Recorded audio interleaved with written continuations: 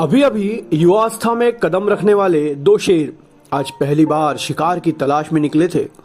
परंतु भीमकाय सदृश बड़े भाई को यह समझ नहीं आ रहा था कि आखिर वो शिकार किसका करे।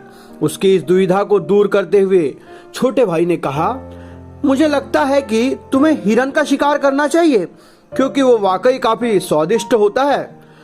छोटे भाई की बात को मानकर बड़ा भाई हिरन का शिकार करने निकल पड़ा। काफी मशक्कत के बाद आखिरकार उन्हें हिरन का शिकार प्राप्त करने में सफलता मिली। यद्यपि दावत काफी लजीज थी, परंतु इतने छोटे शिकार से पेट भरना मुमकिन नहीं था। तब बड़ा भाई कहता है, इस हिरन के पीछे मैंने झूठ मूठ में अपना वक्त बर्बाद किया, इससे तो मेरे पेट की भूख भी नहीं शांत हुई। तभी वहां से गुजर रहा एक तेंदुए ने उससे कहा, ये सच है कि तुम्हारी भूख हिरन जैसे शिकार से नहीं मिट सकती। तुम्हें कोई बड़ा शिकार ढूंढना होगा, जैसे जंगली बैल या कुछ और। मुझे लगता है कि तुम्हें जंगली बैल का शिकार करना चाहिए। युवा शेर उसकी बात मानकर जंगली बैल के शिकार के लिए निकल पड़ा। काफी भटकने के बाद अचानक उसे एक नदी किनारे एक जंगली बैल नजर आया।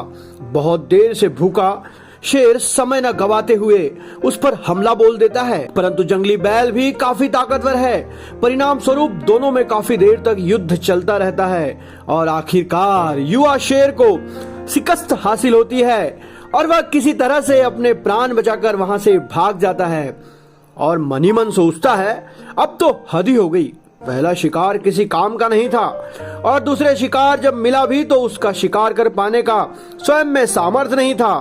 इन्हीं सब बात को सोचकर शेर कुंठित हो जाता है, परंतु निराश शेर का चेहरा उस वक्त खिल उठता है जब लोमड़ी उससे बताती है कि उसने अभी अभी तालाब के किनारे एक बूढ़े सुअर को देखा है। आगे वो कहता है कि बूढ़ा होने के नाते वह ज्यादा देर तुम्हारे सामने टिक नहीं पाएगा और इस तरह तुम बड़ी ही आसानी से उसका शिकार कर अपनी पेट की आग बुझा पाओगे। बाकी तुम्हारे खाने से जो बच जाएगा उसे मैं खा लूंगी। शेर लोमड़ी की बात मानकर उसके साथ सुअर के शिकार पर निकल पड़ता है। लोमड़ी की बात सच साबित होती है और युवा शेर बड़ी ही आसानी से सुअर को अपना शिकार बनाने में कामयाब हो जाता है।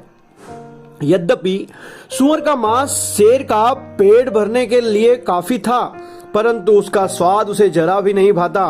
परिणाम स्वरूप वह उसे आधा अधूरा ही खाकर वापस घर की तरफ चल पड़ता है। असफलताओं से आहत युवा शेर के मुरझाए हुए चेहरे को देखकर पहले तो मां घबरा जाती है, परंतु कारण जानने के बाद वह मुस्कुरा उठती है और कहती है, तुम्हारी निराशा और हताशा का कारण तुम स्वयं हो, क्योंकि तुमने लक्ष्य निर्धारित करने के लिए हमेशा दूसरों की राय को ही प्रमुखता दी।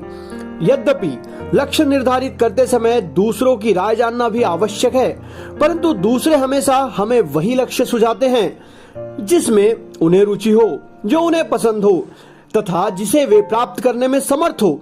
परंतु ये जरूरी नहीं कि जिनमें उन्हें रुचि हो या जो उन्हें पसंद हो वो तुम्हारी भी पसंद बने और जिसे पाना तुम्हारे लिए संभव हो। लक्ष्य वो चुने जो आपको पसंद हो, जिसमें आपको इंटरेस्ट हो और जिसे आप प्राप्त करने का आप में सामर्थ्य हो।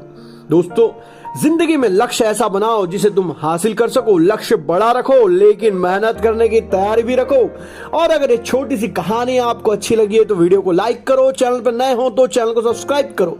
रोज सुबह 7 बजे इस चैनल पर मैं एक नई कहानी के साथ आता हूँ। तब तक के लिए अलविदा, जय हिंद, वंदे मातरम।